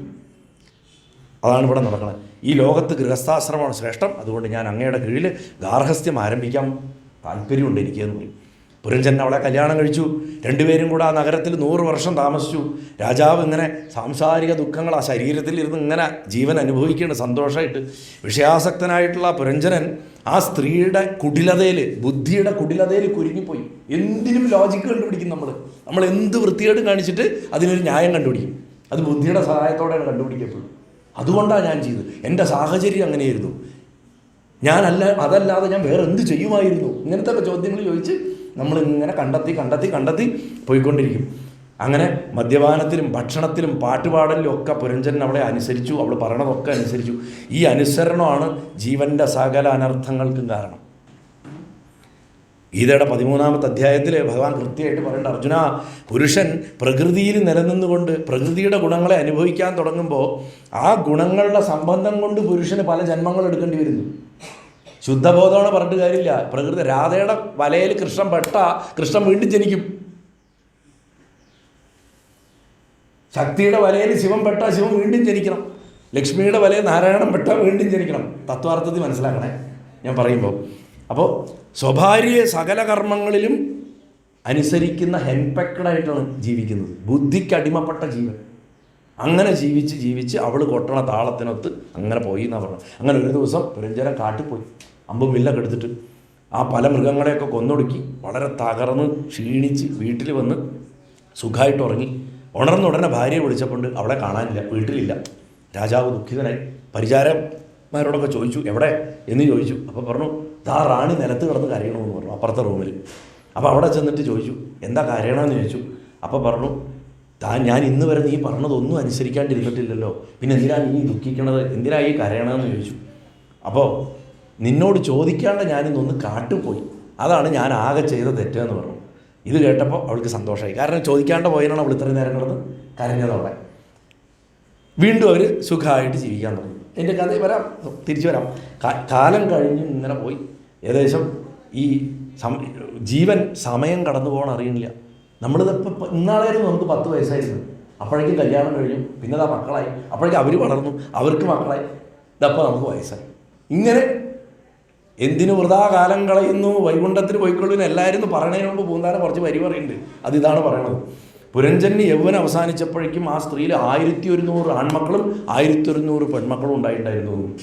അതായത് മനസ്സിനെ ഇന്ദ്രിയമായിട്ട് കൂട്ടിയാൽ 11 എണ്ണം കിട്ടും. 10 + 1 10 ഇന്ദ്രിയങ്ങളെ പ്ലസ് 11ാമത്തെ ഇന്ദ്രിയം 11ാമത്തെ മനസ്സാവുക. അപ്പോൾ അത് ഓരോന്നിനും 100 വിഷയാനുഭൂതികൾ ഉണ്ടായാൽ 1100 ആൺമക്കളും 1100 പെൺമക്കളും. ഈ അർത്ഥത്തിൽ വേണം അതെടുക്കാൻ. അങ്ങനെ പുരഞ്ജനൻ്റെ ആയുസ് പകുതിയേറെ തിരിച്ചു. അത് മുഴുവൻ പോയി. ഏകദേശം 50 വയസ്സായി. അപ്പോൾ ഇങ്ങനെ ഇവരിലൊക്കെ ഈ ഓരോ ആൺകുട്ടിക്കും 100 മക്കൾ വീതം ഉണ്ടായി, ഓരോ പെൺമക്കൾക്കും 100 മക്കൾ വീതം ഉണ്ടായി. അങ്ങനെ ആ വംശം അത് നമ്മളിങ്ങനെ കെട്ടുമുറുകി വരുന്ന 50 വയസ്സാകുമ്പോഴേക്കും നമ്മൾ കൂടുതൽ മുറുക്കാനുള്ള എല്ലാം സെറ്റാക്കിയിട്ടുണ്ടാവും. പിന്നെ 50 തൊട്ടിട്ട് 100 വയസ്സ് വരെയുള്ള നമ്മുടെ യാത്രയിൽ കൂടുതൽ മുറുക്കലാണ്. മുറുക്കിയിട്ട് അങ്ങോട്ട് പോകണം, അത് വൃത്തിയായിട്ട്. അതുകൊണ്ട് എന്തായി, ഈ പലതരത്തിലുള്ള ഭിന്ന മനോവൃത്തികൾ രൂഢമൂലമായത് ആ പ്രദേശത്തിന് പാഞ്ചാലം എന്ന പേര് കൊടുക്കണം. നമ്മൾ പാഞ്ചാലല്ല, ഇതിന് പേര് അർത്ഥവത്തായിട്ട് പാഞ്ചാലം എന്ന് കൊടുക്കണം. നാരദൻ പ്രാചീന വർഗസിൻ്റെ അടുത്ത് പറയുക, അങ്ങേപ്പോലെ തന്നെ പുരഞ്ജനും യജ്ഞങ്ങൾ അനുഷ്ഠിച്ചു. എന്നിട്ട് യഥാർത്ഥ സാധന ബ്രഹ്മത്തെ അന്വേഷിക്കുന്നതിൽ പക്ഷേ അയാൾക്ക് വൈമുഖ്യമായിരുന്നു. വാർദ്ധക്യത്തിൽ ചണ്ഡവേഗൻ എന്ന് പറഞ്ഞൊരു ഗന്ധർവൻ 360 ഗന്ധർവന്മാരോട് കൂടിയിട്ട് ആ നഗരത്തിനെ ആക്രമിച്ചു. ഗന്ധർവൻ്റെ എതിരായിട്ട് സർപ്പം യുദ്ധത്തിന് പോയി. പക്ഷെ സർപ്പം ക്ഷീണിച്ചു. രാജാവ് ചിന്താകുല, എന്നെ ആര് രക്ഷിക്കും, ഈ കോട്ടയെ ആര് രക്ഷിക്കും? ആ സമയത്താണ് കാലകന്യക തനിക്ക് പറ്റിയൊരു ഭർത്താവിനെ അന്വേഷിച്ചിട്ട് അലയിരുന്നു. അവൾ വഴിയിൽ വെച്ചിട്ട് ഒരു യവനനെ കണ്ടു, ഒരു ഗ്രീക്കുകാരനെ. ഇതാണ് കഥ ഇങ്ങനെ പോകണം. ഒരു യവനനെ കണ്ടു. അവൾ പറഞ്ഞു, എൻ്റെ ഭർത്താവായിട്ട് ഇരിക്കുമോ എന്ന് ചോദിച്ചു. യവനൻ പറഞ്ഞു, പിന്നെന്താ, ഞാൻ നിനക്ക് അതിനും എന്താ പറയുക യോഗ്യനായിട്ടുള്ള ഒരുത്തനെ കണ്ടെത്തി തരാം. എനിക്ക് വിരോധമൊന്നുമില്ല നിൻ്റെ ഭർത്താവാണേ, പക്ഷെ ഇതിലും യോഗ്യനായിട്ടുള്ള ഒരുത്തനെ ഞാൻ കണ്ടെത്തി തരാം. എന്നിട്ട് പറയണം, ഈ കർമ്മം കൊണ്ടുണ്ടായിട്ടുള്ള ലോകത്തിനെ നീ ബലാത്കാരമായിട്ട് അനുഭവിച്ചോന്ന്. അതായത് ആരുടെ സമ്മതമെന്ന് ചോദിക്കാൻ നിൽക്കണ്ട, നീ അങ്ങോട്ട് കയറി അനുഭവിച്ചോ ഈ ലോകത്തിനെ എന്ന് പറയണ്. എൻ്റെ സേന നിന്നെ സഹായിക്കും എന്ന് പറഞ്ഞിട്ട് അവൾക്ക് തൻ്റെ സൈന്യത്തിനെ വിട്ടുകൊടുക്കണം. എന്നിട്ട് പറയണം, നീ കാരണം ലോകത്തിലെ സകല ജനങ്ങൾക്കും നാശം ഉണ്ടാവും. എൻ്റെ അനിയൻ്റെ പേര് പ്രജ്വാരൻ എന്നാണ്, നീ എൻ്റെ സഹോദരിയാണ്, അതുകൊണ്ട് എനിക്ക് നിന്നെ ശരിക്ക് കല്യാണം കഴിക്കാൻ പറ്റില്ല, പക്ഷെ ഞാൻ നിൻ്റെ കൂടെ വരാം എന്ന് പറഞ്ഞിട്ട് അവൾക്ക് യാഥാർത്ഥ്യം പറഞ്ഞു കൊടുക്കും. അങ്ങനെ നമുക്ക് അവ്യക്തരായിട്ട് ഈ ലോകത്തിന് സഞ്ചരിക്കാം. അപ്പോൾ യവനൻ, കാലകന്യക, പ്രജ്വാരൻ വെച്ചാൽ പനി, ജ്വരം, അസുഖങ്ങൾ, അതിന് കൊടുക്കുന്ന പേരുകളാണ്. അങ്ങനെ അവർ പുരഞ്ജൻ്റെ നഗരത്തിനെ വളയും. കാലകന്യക ആ നഗരത്തിലെ സുഖഭോഗങ്ങളൊക്കെ ആസ്വദിക്കാൻ തുടങ്ങി. സൈന്യങ്ങൾ നഗരത്തിനെ വിട്ട് ഓടിപ്പോയി. പുരഞ്ജനൻ ദുഃഖിച്ചു, ചിന്താകുലനായി. താൻ തന്നെ നഗരത്തിന് വിട്ടുപോയാലോ, ജീവൻ ആലോചിക്കുന്നു ശരീരത്തിനെ വിട്ടുപോയാലോ എന്ന് ചിന്തിക്കുന്ന അവസ്ഥയിലെത്തുകയാണ്. പ്രജ്വാരൻ ആ സമയത്ത് നഗരത്തിന് തീ വയ്ക്കും. നഗരത്തിന് തീ വെച്ചു. നഗരത്തിനെ രക്ഷിച്ചിരുന്ന നാഗം ചുട്ടുപൊള്ളി സഹിക്കാൻ പറ്റാണ്ട് അവിടുന്ന് സ്ഥലം വിട്ടു. ഈ സമയത്ത് തൻ്റെ ഭാര്യയ്ക്ക് എന്ത് സംഭവിക്കും, തൻ്റെ മക്കൾക്ക് എന്ത് സംഭവിക്കും, അവരുടെ മക്കൾക്ക് എന്ത് സംഭവിക്കുന്ന ആലോചിച്ച് പുരഞ്ജനൻ കടന്നിട്ട് ദുഃഖിക്കുകയാണ്. അങ്ങനെ നോക്കുന്ന സമയത്ത് യവനൻ അവിടെ വന്നു. സർപ്പം യവനൻ്റെ കൂടെ പോയി. യവനൻ വന്നപ്പോൾ കൂറുമാറി സർപ്പം അങ്ങോട്ട് കടന്ന് ആ വഴിക്ക് പോയി. നഗരം തകർന്ന് തരിപ്പണായി. തൻ്റെ അടുത്ത് ഭാര്യയും മക്കളും ഉണ്ടോ നോക്കി, ആരെയും കണ്ടില്ല. അവരും ഒക്കെ നഗരം വിട്ട് ഓടിപ്പോയിരുന്നു. അവസാന നിമിഷം ഭാര്യ ആലോചിച്ച് മരിച്ചതുകൊണ്ട് പുരഞ്ജനൻ പിറ്റേത്തെ ജന്മത്തിൽ വിദർഭ രാജാവിൻ്റെ മകളായിട്ട് ജനിച്ചു. സ്ത്രീയെ ആലോചിച്ച് മരിച്ചുകൊണ്ട് സ്ത്രീയായിട്ട് ജനിച്ചു. മലയധ്വജൻ എന്ന് പറയുന്ന രാജാവിനെ വിവാഹം ചെയ്തു. അവർക്ക് ഒരു മകളും 7 ആൺമക്കളും ഉണ്ടായി. ഒരു സമയത്ത് മലയധ്വജ രാജാവ് ബ്രഹ്മത്തിൽ ലയിച്ചു. അദ്ദേഹം ഭഗവാനെ ശരിക്കും ഉപാസിച്ച് ലയിച്ചു. പരബ്രഹ്മത്തിനെ എല്ലാറ്റിലും കണ്ട് അദ്ദേഹം മോക്ഷത്തെ നേടി. പക്ഷേ ഈ ഭാര്യ എന്ന് പറയുന്ന വൈദർഭിയായിട്ടുള്ള ഈ സ്ത്രീ എന്താ ചെയ്യാമെന്നറിയാണ്ട് ദുഃഖിച്ചു. കാരണം എന്താ വെച്ചാൽ അവർക്ക് അപ്പോഴും അറിയില്ല എന്താ ചെയ്യേണ്ടതെന്ന്. ഈ ജന്മത്തിലും അവർക്ക് ബ്രഹ്മബോധം വന്നിട്ടില്ല, ആത്മജ്ഞാനം ഉണ്ടായിട്ടില്ല. ആ സമയത്താണ് അവിജ്ഞാതനായിട്ടുള്ള പഴയ കൂട്ടുകാരൻ അപ്പോഴും ഒപ്പം നടക്കുന്നുണ്ട്. അവിടെ വരും. ഇപ്പോഴാണ് അത് സംസാരിക്കുന്നത്. പുരഞ്ജനൻ്റെ രൂപത്തിലുള്ള ആ ജീവന്, അഥവാ ആ സ്ത്രീയുടെ രൂപത്തിലുള്ള ജീവന്, ഞാൻ നിൻ്റെ കൂടെ എല്ലാ കാലത്തും ഉണ്ടായിരുന്നു. നീ ഒരിക്കലും ഞാൻ പറയണ കേട്ടില്ല. നിനക്ക് എന്നെ സാക്ഷാത്കരിച്ചാൽ മതിയായിരുന്നു എന്ന് വൃത്തിയായിട്ട് പറഞ്ഞു കൊടുക്കുമ്പോൾ അത് മനസ്സിലാക്കി ആത്മജ്ഞാനം നേടി മോക്ഷത്തെ പ്രാപിച്ചു എന്ന് പറഞ്ഞ് നാരദൻ കുറച്ചു നേരം ബർഹിസിൻ്റെ മുഖത്തേക്ക് നോക്കിയിരിക്കും. വല്ലതും മനസ്സിലായോ, എന്തെങ്കിലും പിടികിട്ടിയോ ചോദിക്കും. ബർഹിസ് പറയും, അങ്ങ് പറഞ്ഞതിൻ്റെ അർത്ഥമൊന്നും എനിക്ക് മനസ്സിലായില്ല. അങ്ങ് എന്താ പറയുന്നത്? നമ്മൾ അറ്റ്ലീസ്റ്റ് തുടക്കത്തിൽ ഇന്നതെന്ന് പറഞ്ഞതുകൊണ്ട് കുഴപ്പമില്ല. എനിക്കൊന്നും മനസ്സിലായില്ല. ഇതൊക്കെ ബുദ്ധിയുള്ളവർക്കല്ലേ മനസ്സിലാവുള്ളൂ. തെറ്റും ശരിയും വേർതിരിച്ചറിയാൻ പറ്റുന്ന ആൾക്കാർക്ക്, വിവേകശാലികൾക്ക്, നോളജല്ല വിസ്ഡം ഉള്ളവർക്കേ ഇത് മനസ്സിലാവുള്ളൂ എന്ന് പറഞ്ഞു. എന്നെപ്പോലെ ഈ കർമ്മത്തിൽ മുങ്ങിക്കിടക്കുന്നവർക്ക് ഇത് മനസ്സിലാവില്ല എന്ന് പറഞ്ഞപ്പോൾ ആ കഥയുടെ സാരത്തിനെ ഭംഗിയായിട്ട് പറഞ്ഞു കൊടുക്കുകയാണ്. അപ്പം ഞാൻ നേരത്തെ പറഞ്ഞു, പുരഞ്ജനൻ ജീവനാണ്, അജ്ഞാതമിത്രം ഈശ്വരനാണ്, നവദ്വാരമുള്ള നഗരം ശരീരമാണ്, സ്ത്രീ ബുദ്ധിയാണ്, 10 സേവകന്മാർ ഇന്ദ്രിയങ്ങളാണ്, 5 തലയുള്ള നാഗം പഞ്ചപ്രാണന്മാരാണെന്ന് വരെ പറഞ്ഞു നിർത്തി. ഇനി അവർ സ്ഥാപിച്ച നഗരത്തിനെ പാഞ്ചാലദേശം എന്ന് വിളിക്കാൻ കാരണം 5 വിഷയങ്ങളാണ്. നമ്മൾ അനുഭവിക്കുന്ന 5 വിഷയങ്ങൾ. അതിൽ കാമം ഒക്കെ പെടും, ഭോഗം ഇതൊക്കെ പെടും. അങ്ങനെ 5 ഒരു ശരീരം അനുഭവിക്കുന്ന വിഷയങ്ങൾ. പുരഞ്ജനൻ കാട്ടിലേക്ക് പോവുകയും വരികയൊക്കെ ചെയ്യുന്ന രഥം ശരീരം. ആ നവദ്വാരാകണ കോട്ടയിൽ ശരീരം. ദക്ഷിണ പാഞ്ചാലവും ഉത്തര പാഞ്ചാലവും 2 ഭാഗങ്ങൾ പറഞ്ഞു. നോർത്തേൺ പാഞ്ചാലം, സദേൺ പാഞ്ചാലം എന്നൊക്കെ കഥയിൽ പറയുന്നുണ്ട്. ദക്ഷിണ പാഞ്ചാലം എന്ന് പറഞ്ഞാൽ പ്രവൃത്തിയുടെ മാർഗം, കർമ്മത്തിൻ്റെ മാർഗം. ഉത്തര പാഞ്ചാലം എന്ന് പറഞ്ഞാൽ നിവൃത്തിയുടെ മാർഗം, തപസ്സിൻ്റെ മാർഗം. ഇത് രണ്ടും വിട്ടിട്ട് ഇയാളെ കോട്ടയിൽ തന്നെ ഇരുന്നു. ഇയാൾ ഒരിക്കലും നഗരാതിർത്തികളിൽ പോയിട്ട് നോക്കിയില്ല. അവിടെ പോയിരുന്ന ഇയാൾക്ക് ഓപ്ഷൻസ് ഉണ്ടായിരുന്നു, അയാൾ ചെയ്തില്ല. ഇനി നായാട്ട് എന്ന് പറഞ്ഞാൽ എന്താ? വിഷയത്തിനെ അനുഭവിക്കാനുള്ള അത്യാഗ്രഹമാണ്. അപ്പോൾ ബുദ്ധിയോട് പോലും ചോദിക്കാണ്ട് ചിലപ്പോൾ നമ്മൾ ചില കാര്യങ്ങൾ ചെയ്യും. അതിനു വേണ്ടിയിട്ടാണ് നായാട്ടിന് പോയത്. ചണ്ഡവേഗനായിട്ടുള്ള ഗന്ധർവൻ, അതിവേഗതയിൽ സഞ്ചരിക്കുന്ന ഗന്ധർവനാരാ? വർഷങ്ങൾ, കാലസ്വരൂപനായിട്ടുള്ള വർഷം. അതാണ് 360 സൈന്യങ്ങളെയും കൊണ്ടുവന്നു എന്ന് പറഞ്ഞു. 360 ദിവസം, ഒരു വർഷം. ചണ്ഡവേഗനായിട്ടുള്ള ഗന്ധർവൻ കാലസ്വരൂപൻ, 360 ഗന്ധർവന്മാർ, ഒരു വർഷത്തിലെ ദിവസങ്ങൾ. ഇനി ആരാ കാലകന്യക? വാർദ്ധക്യമാണ് കാലകന്യക. അവളോട് പറയുന്നത് കയറി മേഞ്ഞോന്ന് എവിടെ വെച്ചാൽ വാർദ്ധക്യം എവിടെയും വരും.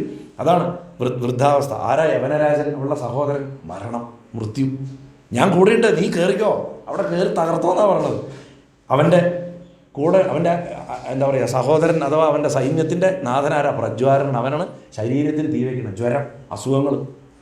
അങ്ങനെ സൈന്യം എന്ന് പറഞ്ഞാൽ ശാരീരികവും മാനസികമായിട്ടുള്ള ക്ലേശങ്ങൾ. 2 വിധത്തിലുള്ള ജ്വരത്തിനെയാണ് ഈ പ്രജ്വാരൻ എന്ന് പറയുന്നത്. ശീതവും ഉഷ്ണവും. തണുപ്പ് കോച്ചി വലിച്ച് വയ്യാണ്ടാവുക, ചിലത് ചുട്ടുപൊള്ളി വയ്യാണ്ടാവുക. വിഷ്ണുജ്വരം, ശിവജ്വരം എന്ന് ബാണയുദ്ധത്തിൽ നമ്മൾ അവരെ കൂടുതൽ വിസ്തരിച്ച് പഠിക്കും. പുരഞ്ജനൻ്റെ സ്ത്രീജന്മം എന്ന് പറഞ്ഞാൽ പ്രകൃതിയിൽ ഉറച്ചിരിക്കണ ജീവനാണ്. അതായത് പ്രകൃതം വിടാത്ത ജീവൻ തന്നെയാണ് സ്ത്രീയുടെ രൂപത്തിൽ ജനിച്ചു എന്ന് പറയുന്നത്. ഇങ്ങനെ ഈ കഥയുടെ സിമ്പിൾസ് മുഴുവൻ ചിന്തിച്ചുകൊണ്ട് സമയം കിട്ടുമ്പോൾ പുരഞ്ജനോപാഖ്യാനം എടുത്തിട്ട് വീണ്ടും ഒരിക്കൽ കൂടി നന്നായിട്ട് വായിക്കാം. വായിച്ചു കഴിഞ്ഞാൽ പുരഞ്ജനോപാഖ്യാനം വായിച്ചുകൊണ്ടിരുന്നാൽ തന്നെ നമുക്ക് നല്ല ഉത്തമമായിട്ടുള്ള ഒരു ബോധം വരും. ഇതിന് ശേഷം പ്രചേതസ്സുകൾ 1000 വർഷം ജീവിച്ച കഥ പറയണം. ആ 1000 വർഷം ജീവിച്ചു കഴിഞ്ഞപ്പോൾ അവർക്ക് മനസ്സിലായി ഇന്ദ്രിയങ്ങളുടെ ഒരു പ്രശ്നം എന്താ വെച്ചാൽ ഇന്ദ്രിയങ്ങൾ ആദ്യം നല്ല ഉദ്ദേശത്തോടെയാണ് പ്രവർത്തിക്കാൻ തുടങ്ങുക. പക്ഷെ കുറച്ച് കഴിയുമ്പോൾ എന്താ വെച്ചാൽ സംസാര ചക്രത്തിൽ പെടും. അവർക്ക് മക്കളായി അങ്ങനെയൊക്കെ വരുമ്പോൾ ഇന്ദ്രിയങ്ങൾക്ക് ആ ഒറിജിനൽ ആത്മചൈതന്യം നഷ്ടപ്പെട്ടു. 1000 കൊല്ലം കഴിഞ്ഞപ്പോൾ ഇവർക്ക് പണ്ട് ശിവൻ്റെ ഉപദേശം കിട്ടി വിഷ്ണുവിനെ പ്രത്യക്ഷപ്പെടുത്തിയവരാ. ഇവർക്ക് മനസ്സിലായി അയ്യോ നമ്മൾ 1000 കൊല്ലം വേസ്റ്റ് ചെയ്തല്ലോ എന്ന് അപ്പോഴാ ബോധം വരും. അതുകൊണ്ട് അവർ നാരദൻ്റെ ഉപദേശപ്രകാരം വീണ്ടും പോയി ഭഗവാനെ തപസ് ചെയ്ത് ഭഗവാനെ സ്തുതിച്ച് പ്രത്യക്ഷപ്പെടുത്തി ഈ മുക്തി നേടിയെന്നാണ് പറയുന്നത്.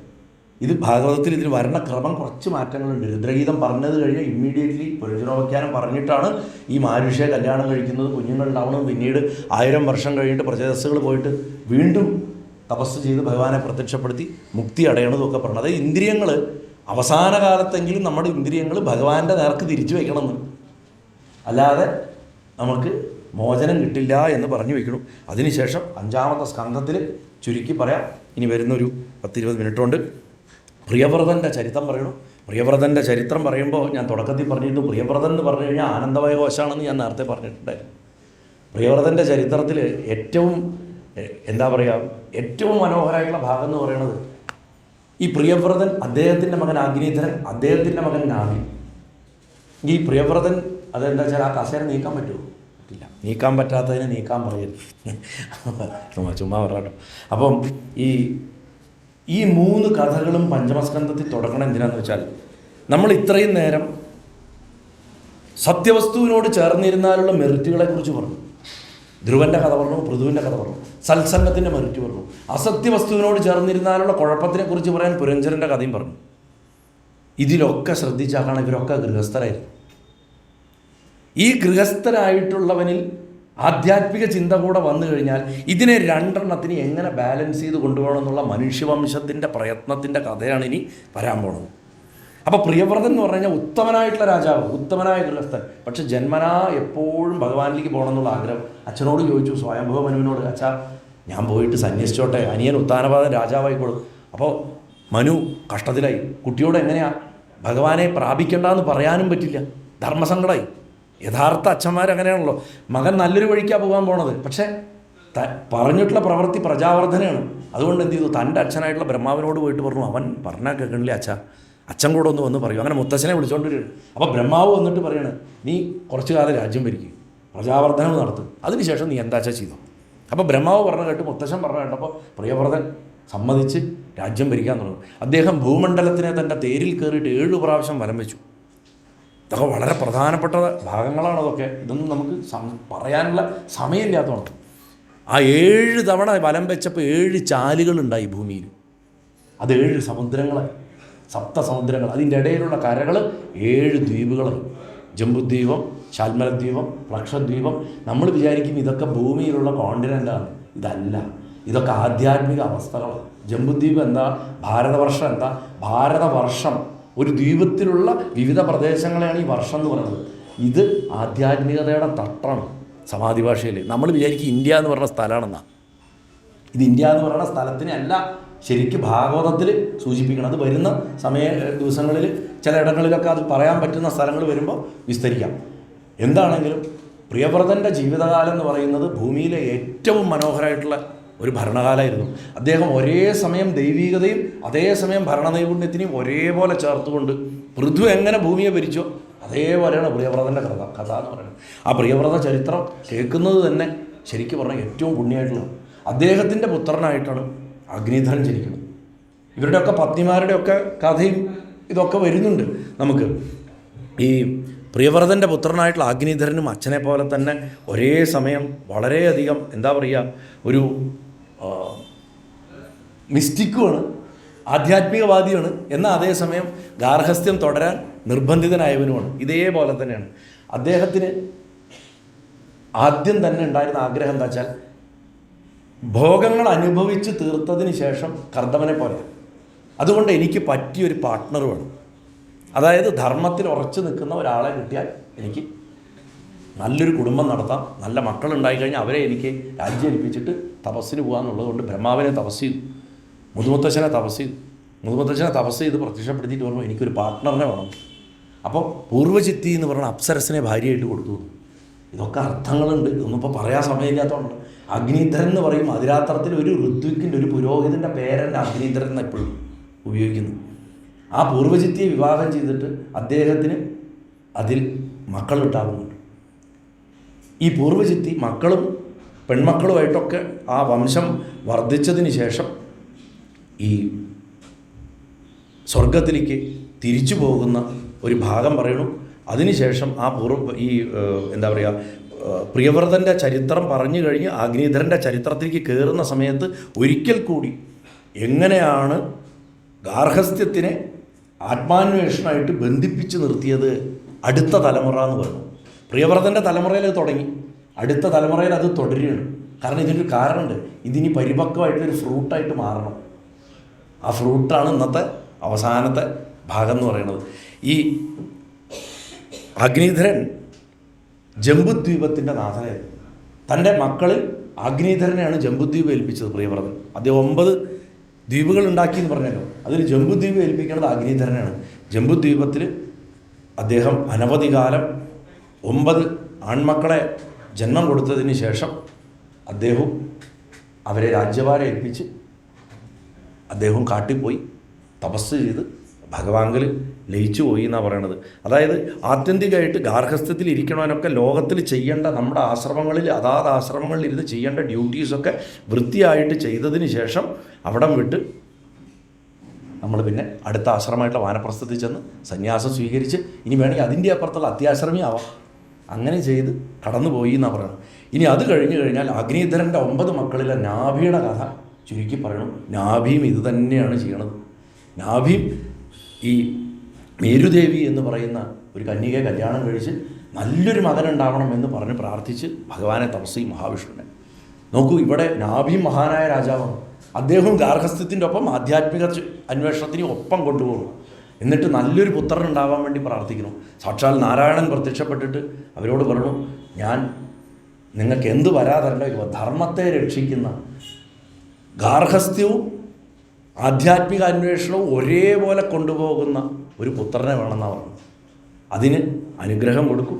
ആ അനുഗ്രഹത്തിൻ്റെ ഫലമായിട്ട് സാക്ഷാൽ ഋഷഭൻ ആയിട്ട് ഭഗവാൻ ജനിക്കുകയും ചെയ്യും, അഗ്നിധരൻ്റെ പുത്രനായിട്ട്. അപ്പോൾ നോക്കൂ, 2 തലമുറ അല്ലെങ്കിൽ 3 തലമുറ ഈ ധർമ്മത്തിനെ ഗാർഹസ്ഥ്യത്തിനെയും ആത്മാന്വേഷണത്തിനെയും ചേർത്ത് കൊണ്ടുപോയപ്പോൾ അതിൻ്റെ ഫലമായിട്ട് 3ാമത്തെ തലമുറയിൽ ഭഗവാൻ തന്നെ അതിൻ്റെ ഏറ്റവും വലിയ എക്സാമ്പിളായിട്ട്, ആ എക്സാമ്പിൾ എന്താ അതിൻ്റെ പവർ എന്നുള്ളത് നാളെ പറയാം, ആ എക്സാമ്പിളായിട്ട് ഭഗവാൻ ജനിച്ചു എന്നാണ്. ഋഷഭൻ്റെ ചരിത്രം അത്ര മഹത്വമാണ്. ഋഷഭന് 100 ആൺമക്കളുണ്ടായി. മൂത്തവൻ ഭരതൻ. ഈ ഋഷഭൻ തന്നെയാണ് ജൈനന്മാരിലും ഋഷഭനാഥ തീർത്ഥങ്കരനായിട്ട് പറഞ്ഞത്. അവിടെ ഭരതൻ്റെ 2ാമത്തെ മകൻ്റെ പേരാണ് ബാഹുബലി. അതാണ് ശരിയായിട്ടുള്ള ഗോമടേശ്വരൻ എന്ന് പറഞ്ഞ ബാഹുബലി. ഈ മൂത്ത മകൻ ഭരതനാണ് ഭരതവംശത്തിൽ, അതായത് ഈ ഭരതൻ്റെ ഭരണം കൊണ്ടാണ് ഭാരതത്തിന് ആ പേര് വന്നതെന്നാണ് ഭാഗവതം പറയുന്നത്. മഹാഭാരതം പറയണത് ശകുന്തളയുടെ മകൻ സർവ്വതമന ഭരതം ഭരിച്ചുകൊണ്ടാണെന്നാണ് മഹാഭാരതം പറയുന്നത്. എന്താണെന്നുണ്ടെങ്കിൽ 2 ഭരതന്മാരും മിടുമിടുക്കന്മാരാണ്, യാതൊരു സംശയമില്ല. ഈ ഭരതവംശത്തിൻ്റെ കഥയാണ് ശരിക്കും ഭാരതത്തിൻ്റെ കഥ. ഈ ഭരതനാണ് നാളെ രാജ്യം അച്ഛനെ പോലെ തന്നെ ചക്രവർത്തിയായിട്ടിരുന്ന് പിന്നെ അതുപേക്ഷിച്ച് സന്യാസിയായി മാനിനെ കണ്ട് മാനിൽ മോഹിച്ച് മരിച്ചുപോയി മാനായി ജനിച്ച് പിന്നെ ജഡഭരതനായിട്ട് ജനിച്ച് രഘുഗണനുമായിട്ടുള്ള സംവാദം ഉണ്ടാവണമൊക്കെ നാളെ വരും. അതിലേക്ക് എത്തിക്കാനാണ്. അതായത് അജ്ഞാനത്തിൻ്റെ സ്പർശം ഏറ്റവും ഉയർന്ന സാധകൻ ഉണ്ടായിക്കഴിഞ്ഞാൽ എന്തു സംഭവിക്കും എന്ന് നാളെയാണ് പറയാൻ പോകുന്നത്. അപ്പോൾ ഇന്ന് നമ്മൾ പഠിച്ചതൊക്കെ ഒന്ന് ഓർക്കണം, ഓർക്കേണ്ടതുണ്ട്. സത്യത്തിനോട് ചേർന്ന് നിന്നാൽ ഉണ്ടാവുന്ന ശ്രേയസ്സിനെക്കുറിച്ച് 2 കഥകളിൽ പറഞ്ഞു. ഒരു കൊച്ചുകുട്ടിയുടെ കഥയിലും ഒരു രാജാവിൻ്റെ കഥയിലും പറഞ്ഞു. സത്സംഗത്തിൻ്റെ മഹിമ സാക്ഷാൽ ഭഗവാനെ കൊണ്ട് തന്നെ പറയിപ്പിച്ചു. അതിനുശേഷം അവിദ്യയോട് ചേർന്ന് നിന്നാൽ എന്ത് സംഭവിക്കുന്നു അതും പഠിപ്പിച്ചു കൊടുത്തു. ഇതെല്ലാം പറഞ്ഞു കഴിഞ്ഞതിന് ശേഷം നമ്മൾ ഋഷഭൻ്റെ കഥയിലേക്ക് എങ്ങനെ ഗാർഹസ്ഥ്യത്തിനെയും ആധ്യാത്മിക അന്വേഷണത്തിനെയും ഒന്നിച്ച് ചേർത്തുകൊണ്ട് സാക്ഷാൽ ഭഗവാൻ തന്നെ ജനിക്കുമെന്ന് പറഞ്ഞ് ഇന്നത്തെ ദിവസത്തെ പ്രഭാഷണത്തെ ഇവിടെ ഭഗവാന്റെ തൃപാദങ്ങളിൽ സമർപ്പിക്കുന്നു. ഗുരുവായൂരപ്പ ശരണം. നാരായണാഖില ഗുരോ ഭഗവൻ നമസ്തേ. ഗുരുവായൂരപ്പ സർവേശ്വര ഋഷഭനാഥ സ്വാമിയേ ശരണമയ്യപ്പ, സ്വാമിയേ ശരണമയ്യപ്പ, സ്വാമിയേ ശരണമയ്യപ്പ.